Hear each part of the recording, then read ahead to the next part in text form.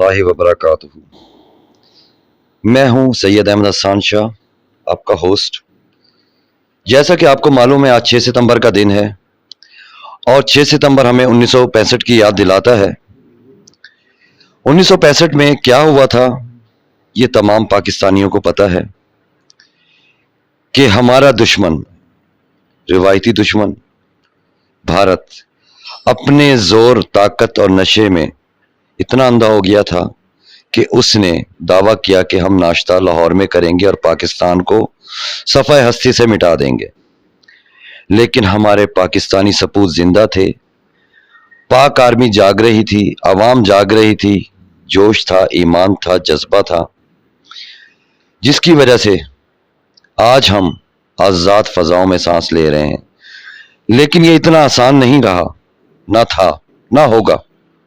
اس کے لیے ہمارے شہداء نے بہت بڑی بڑی قربانیاں دی ہیں اور ہمیں فخر ہے کہ اس وقت آج ہم یہاں پہ ایک ایسی والدہ کے پاس موجود ہیں جن کے بیٹے کو شہادت کا رتبہ اللہ رب العزت نے دیا، مرتبے پہ فائز کیا، جنہوں نے پاکستان کی بقا کے لیے قربانیاں دی۔ میجر جہاں زیب شہید کی والدہ ہماری ماں جی محترمہ طاہرہ نسیم۔ آئیے ناظرین ان سے ملتے ہیں اور پوچھتے ہیں کہ فخر ملتان، جن کے نام پہ 2 چوک منسوب ہیں، ایک نواں شہر چوک جس کو اب میجر جہاں زیب چوک کے نام سے جانا جاتا ہے، دوسرا ایک کوٹدو چوک جس کو میجر جہاں زیب شہید کے نام سے جانا جاتا ہے۔ اور ناظرین آپ کو ساتھ بتاتے چلیں کہ میجر جہاں زیب کو اس اتنی عظیم قربانی کے عوض حکومت پاکستان نے ستارے بصالت سے نوازا، جو کہ ایک بہت بڑا اعزاز ہے۔ اور سب سے بڑا اعزاز تو یہ ہے کہ اللہ کی راہ میں ملک کی خاطر، دین اسلام کی خاطر اپنے جان آفرین اللہ کے سپرد کر دینا، یہ وہ جذبہ ہے جو اللہ کے چنیدہ اور پسندیدہ لوگوں میں ہوتا ہے۔ ہماری دعا ہے کہ اللہ رب العزت ہمارے ملت کے ہر جو ہے فرد کو یہ جذبہ اور یہ جذبہ ایمانی دے۔ تو آئیے بات کرتے ہیں ماں جی سے، ہمارے ساتھ رہیے گا۔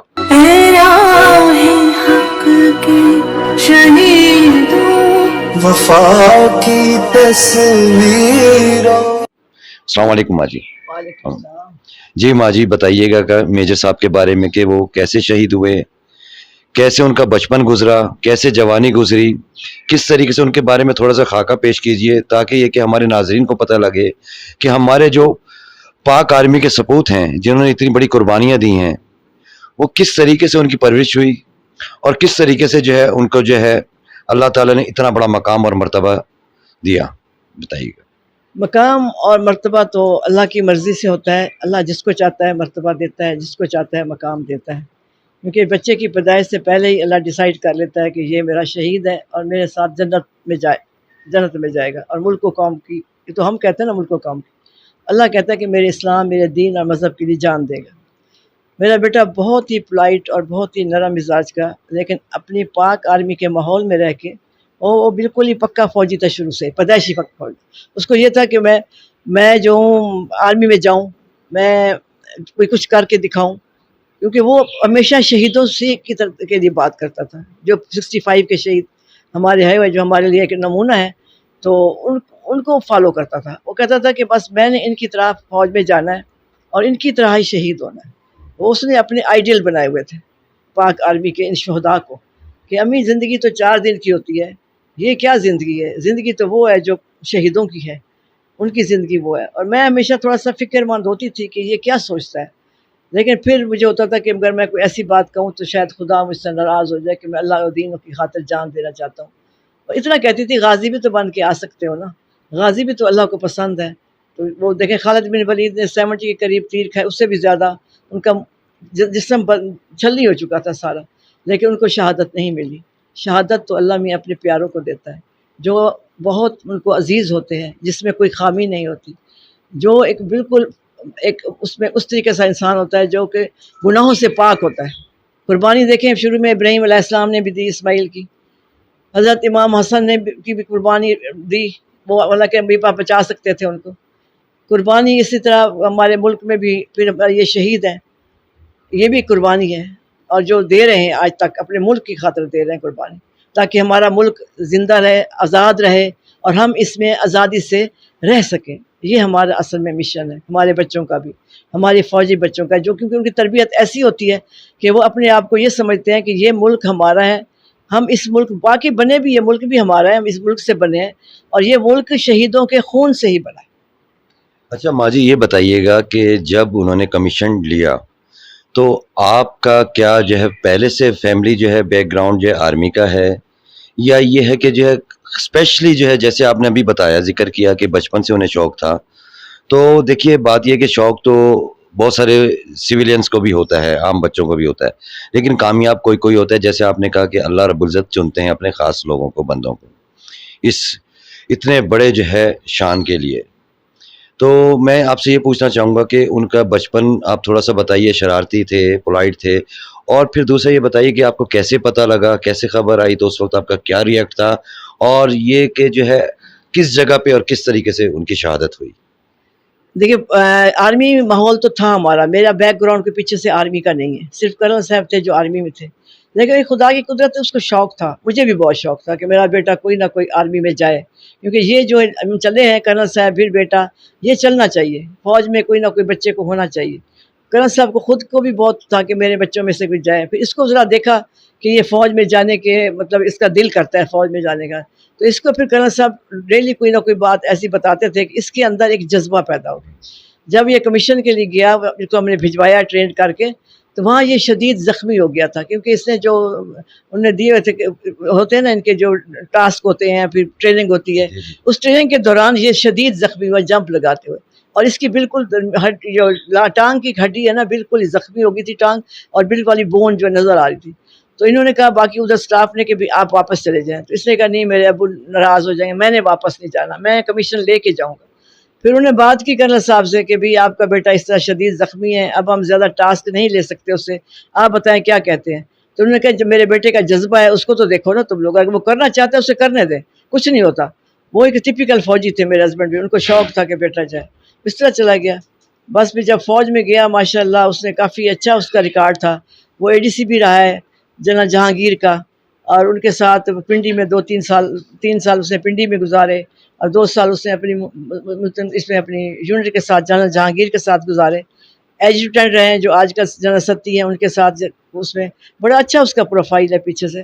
اور وہ پھر گیا، وہ ادھر گیا تھا اپنا UN مشن پہ بھی کیا میرا بیٹا، واپس آیا تو اس کی پوسٹنگ ہوگی یہاں پہ بہاولپور میں، 1 سال میں نہیں گزرا تھا تو یونٹ موو کر گئی پشاور، درہ آدم خیل میں موو کر گئی تھی۔ درہ آدم خیل میں ان کا ایک سٹاف نے آفس رکھا ہوا تھا، لیکن وہ آگے کام وہ آگے کر رہے تھے، وہ کام کر رہے تھے، اس کا ایک بازار ہے، متنی کا علاقہ ہے، اور بازار کو بزر کرتے ہیں، وہاں پہ آتے ہیں خود کش جیکٹوں والے آتے تھے، اس جیکٹ والوں کی کافی اس ٹائم بہت پیک پہ تھی دہشت گردی ملک کے اندر، اور کوئی محفوظ نہیں تھا، نہ بچیاں نہ گھر، جو بھی باہر جاتا تھا دھماکہ تھا اڑ جاتے تھے۔ اس ٹائم پھر ان کو چاہیے تھا کوئی ایسا بندہ چاہیے تھا کہ جو ان کو پکڑ کے لائے زندہ، ہم ان سے پوچھیں کہ یہ مسئلہ کیا ہے ان کے ساتھ۔ تو جہاں زیب کو اسپیشل ٹاسک دیا گیا تھا کہ آپ نے ان کو پکڑنا ہے اور ان کو پکڑ کے ہمارے حوالے زندہ کرنا ہے۔ APS میں حملے ہونے تھے اس ٹائم، APS کے بھی حملے ہونے تھے، اور کیونکہ ان کو خبر ان کو بھی مل گئی تھی، ہماری پاک آرمی کو بھی پتا تھا کہ یہ اب آئیں گے، وہاں بتھا لیتے تھے یہ لوگ، پھر وہاں گئے۔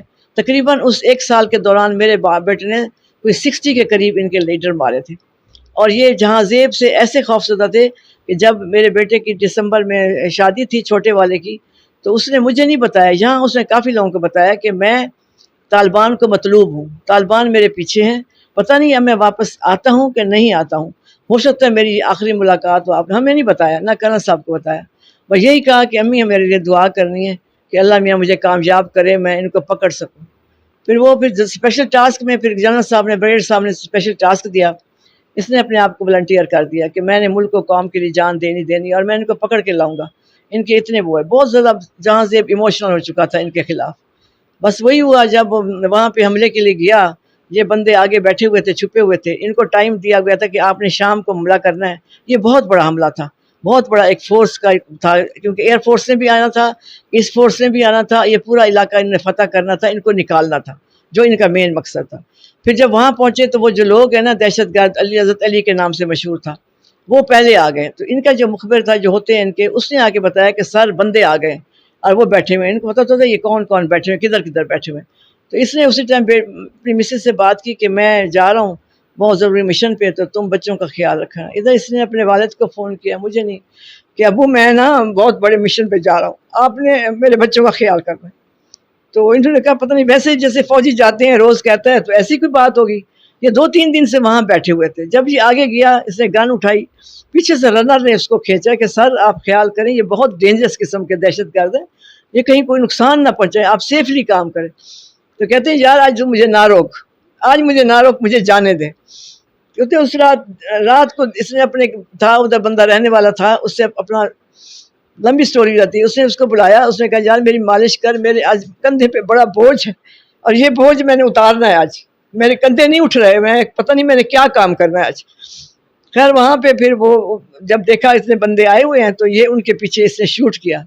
اس رنر نے اس کو پکڑا, رنر نے مجھے بتایا تھا واپس آ کے, اس رنر نے اس کو پکڑا کہ آپ نے یہ سر خیال کریں, لیکن اس نے اپنی ٹاسک لگائی ہوئی تھی, چاروں طرف گھیرے میں لیا ہوا تھا اس علاقے کو. تو اس نے کہا جب میں فائر کھولوں گا تو آپ لوگ آ جانا, ابھی مجھے جانے دو. یہ ان کے پیچھے بھاگا ہے فائر کرتا ہوا, تو 2-3 بندے اس نے وہاں مارے ہیں, انہوں نے بھی ظاہر فائر کیا, تو اس کو 5 کے 6 گولیاں لگ چکی تھیں, لیکن وہ اس میں گرمائش میں تھا اور اپنی ایموشنل اس میں تھا کہ یہ بھاگ پڑا. آگے ایک دکان سی تھی, دکان کے اندر وہ لوگ گھسے ہیں, یہ بھی ان کے پیچھے گھس پڑا.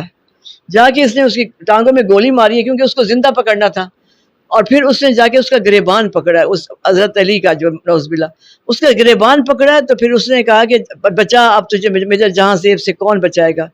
تو اس نے کہا, پھر اس نے اس کو کہا کہ یہ تو شیر, مطلب یہ تو شیر 51 ہے جس کی وجہ سے یہ ایسے بول رہا ہے. 3FF شیر 51 بھی کہتے ہیں, یونٹ 51 بھی کہتے ہیں. خیر جب وہ 1-2 بندے اور چھپے ہوئے بیٹھے تھے, اس نے اس کو پکڑا, در کندھے پہ گولی لگی اس کو, کیونکہ اس کو مارنا نہیں چاہتے تھے, پکڑنا چاہتے تھے. جب اس نے گریبان پکڑا جہاں زیب کا, تو دوسرا بندہ جیسے ایسے پکڑا تو سامنے بیٹھا, اس نے یہاں پہ جہاں زیب کو گولی ماری. اس گولی سے اس کا پھر وہ سٹل ہو گیا. اس بندے نے اس کی گن میرے بیٹے کی بھی لے لی. آج میرے بیٹے کی گن ان دہشت گردوں کے میوزیم میں پڑی ہوئی ہے جہاں زیب کے نام سے. اس کے بعد اس نے ٹویٹ کیا ہوا علی نے کہ بھائی یہ ایسا شیر, ایسا بہادر میں نے زندگی میں اتنے عرصے میں نہیں دیکھا جو یہ تھا. آج میں نے اس کو گرا دیا ہے, اب ان کی کمر ٹوٹ گئی. پھر آ کے فوجی نے اس کو اٹھایا تھا. ہمیں نہیں بتایا گیا تھا, ہمیں صرف اتنا بتایا کہ جہاں زیب بہت سخت شدید زخمی ہو گیا. اس کے فادر کو فون آیا تو اس کے فادر نے مجھے نہیں بتایا. میں ایسے ٹی وی پہ خبر چل چکی تھی کہ جہاں زیب شہید ہو گیا, شاید تب ان کو ہی پتا. پوری عسکریاں یہاں کو سب جانتے تھے, باہر کھڑے ہوئے تھے, لوگ اندر نہیں آ رہے تھے کہ پتہ نہیں یہ خبر صحیح ہے یا غلط ہے, ہم ان کے پیرنٹس کے پاس جائیں یا نہ جائیں. لیکن جب کرنل تیموز کا دوست آیا تو اس نے کہا امی جہاں زیب چلا گیا. پھر مجھے نہیں پتا کیا ہوا ہے. میں نے کہا نہیں تم غلط کہہ رہے ہو, تم غلط کہہ رہے ہو. یہ افسوس کے آنسو نہیں ہے, یہ پیرنٹس کے آنسو ہے, محبت کے آنسو ہے. میں افسوس فخر نہیں, میں رو نہیں کر رہی کہ میں غلط ہو گیا یا کہیں نہیں. میرے بیٹے کو تو ایک بہت بڑا اعزاز ملا ہے, اس اعزاز سے مجھے آج اتنی عزت ملی ہے.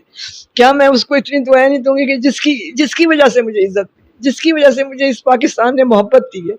بچے میری عزت کرتے ہیں تو مجھے اور کیا چاہیے. اتنی بڑا رتبہ اللہ نے کوئی سوچ کے دیا ہوگا مجھے. میں اس کا شکر ادا کرتی ہوں. شکر الحمدللہ جس نے مجھے اس مقصد کے لیے چنا ہے اور میرے بیٹے کو ملک و قوم کے لیے قربان کیا. بہت خوشی ہے کہ آج ہم ان شہیدوں کی وجہ سے آرام سکون سے بیٹھے ہوئے ہیں. یہ شہید ہیں, یہ فوج ہے جو سرحدوں پہ کام کر رہی ہے, جو ملک کے اندر کام کر رہی ہے. اگر مانیں تو اس ہمارے بچوں کے لہو سے یہ پاکستان بنا ہے. یہ تو ہمارے قرض بھی ادا نہیں کر سکتے پاکستان کی قوم جو ہمارے بچوں نے دیا ہے. پتہ نہیں کتنے لوگ شہید ہوئے تھے. ایک ٹائم ایسا آیا ہر گھر میں, جب یہ دہشت گردی تھی, پھر ضرب عذب شروع ہو گیا میرے بیٹے کا اسی دوسرے دن. تو اس ٹائم جو اگر یہ شہید نہ ہوتے, یہ ملک میں یہ شہید نہ ہوتے تو آج پاکستان یہ نہ ہوتا. ہم فخر کرتے ہیں یہ خون, شہیدوں کے خون سے یہ پاکستان بنا ہے. ہمارے پاکستان کی حفاظت کریں, ہمارے پاکستان کا خیال کریں, اس کے لیے جان بھی قربان کرنی پڑے تو دیں. یہ آزادی آپ کو کسی دوسرے ملک میں آپ کو نہیں ملے گی. آپ نمبر 2 ہی رہیں گے دوسرے ملک میں, نمبر 1 نہیں ہوں گے. پاکستان نمبر 1 ہے, پاکستان زندہ باد. یونٹ کے اندر ایک ان کا میوزیم سا بنا ہوا ہے کیونکہ ان کی یونٹ کا پہلا شہید ہے. ہم نے وہ پکس وغیرہ, ان کی جو بوٹل تھی, شربت تھا, بوتل تھی, بسکٹ تھے جو اس ٹائم اس کے پاس تھے, وہ شوز تھے اس کے، وہ چادر تھی جو اس نے ایسے وائٹ کلر کی لپیٹی ہوئی تھی، اس پہ بلڈ کے نشان ہیں. پھر وہ کپڑے تھے جس میں شہادت لی تھی. کپڑے تو خیر اس قابل نہیں تھے کہ خون اس کا اتنا چلا گیا تھا، اس کو ساتھ رکھنے پڑے، قبر میں ساتھ گئے اس کے وہ کپڑے نشانی کے طور پر کہ یہ شہید ہے. اور وہ ستارہ بصالت بہت بڑا اعزاز ہے شہداء کے لیے، وہ میرے بیٹے کو ملا ہے. وہ ہم نے سب کچھ یونٹ پہ دیا ہوا ہے، آج کل وہ یونٹ پہ ہے سب کچھ. ماں جی آپ نوجوان نسل کو کیا پیغام دینا چاہیں گی 6 ستمبر کے حوالے سے؟ دیکھیے میں نے پہلے بھی کہا ہے کہ پاکستان شہیدوں کے لہو سے بنا ہے بیٹا، اس کو رائیگان نہ کرنا ان شہیدوں کے لہو کو، کیونکہ انہوں نے بڑی قربانیاں دی ہیں، اپنے بچے بیوی فیملی چھوڑی ہے ان شہیدوں نے. اگر آج ہم ہمت چھوڑ دیں گے، اپنے ملک کو نہیں سنواریں گے تو ہم کبھی کامیاب نہیں ہو سکتے. اپنے ملک کی خاطر کامیاب ہو جائیں، اپنے ملک کی خاطر اپنے صحیح محب وطن بنے، صحیح پاکستان کے محب وطن بنے، نہ کہ صرف اپنی پرسنل لائف کے لیے سوچیں، ملک کے لیے سوچیں. اس ٹائم ہمارے ملک کو ہماری ضرورت ہے، کیونکہ ہم جس مقام پہ کھڑے ہیں ہم بہت خطرناک ڈینجرس جگہ پہ کھڑے ہوئے، لائن پہ کھڑے ہوئے ہیں. ہم اگر ملک کا ساتھ نہیں دیں گے، ہم چور لٹیروں کے ساتھ مل جائیں گے تو یہ کبھی پاکستان نہیں بچ سکتا. ہمیں اپنے پاکستان کا، اپنی آرمی کا، اپنی آرم فورس کا خیال کرنا چاہیے، ساتھ دینا چاہیے، کیونکہ پاک فوج ہے جہاں ہم لوگ ہیں شہید ہیں، ہم بالکل سنسیئر ہیں اپنے ملک کے لیے. جو سنسیئر ہی ہوتا ہے وہ اس بارے میں سوچتا ہے کہ اگر ہماری جان بھی چلی جائے تو ہم ملک کو دے سکیں. کیونکہ دیکھیں 65 کے جو ایئر فورس اس کے تھے آرمی والے شہید ہوئے تھے، ان کو آج تک قوم زندہ رکھتی ہے. میں مر جاؤں، آپ مر جائیں، کون جان زندہ رکھے گا آپ کو؟ کون یاد کرے گا؟ کوئی نہیں کرے گا. یہ واحد ایک تعلق ہوتا ہے شہید کا، جس کے بارے میں اللہ نے بتایا، سب کو پتہ ہے کہ شہید زندہ ہے، کبھی مرتا نہیں. میرے 3 نہیں، میرے 4 بیٹے ابھی میرے ساتھ ہیں، اور انشاءاللہ تعالی میرا شہید ہمیشہ رہتی دنیا تک، ہمارے شہید میرے بیٹے بھی، باقی بھی میرے ہی بیٹے قائم دائم رہیں گے. پاکستان ہے تو شہید ہے، پاکستان ہے تو ہم ہیں، ورنہ کچھ نہیں. جی بہت شکریہ. جی تو ناظرین، شہید کی جو موت ہے وہ قوم کی حیات ہے، لہو ہے جو شہید کا وہ قوم کی زکوٰۃ ہے. تو ناظرین 6 ستمبر کے حوالے سے آج آپ نے دیکھا ہم ماجی کے پاس موجود تھے، ایک ایسے عظیم سپوت کی والدہ، ایک ایسے بہادر بیٹے کی والدہ جس نے اس ملک کی بقا کی خاطر، ہمارے بچوں کی خاطر، ہمارے عوام کی خاطر، اس پاکستان کی خاطر اتنی بڑی قربانی دی، اپنی جان کا نذرانہ پیش کیا. تو سلام ہے ایسے لوگوں کو، سلام ہے ایسی ماؤں کو، سلام ہے ایسے گھرانوں کو جہاں پہ ایسے سپوت پیدا ہوتے ہیں. بہت شکریہ. السلام علیکم ورحمۃ اللہ وبرکاتہ.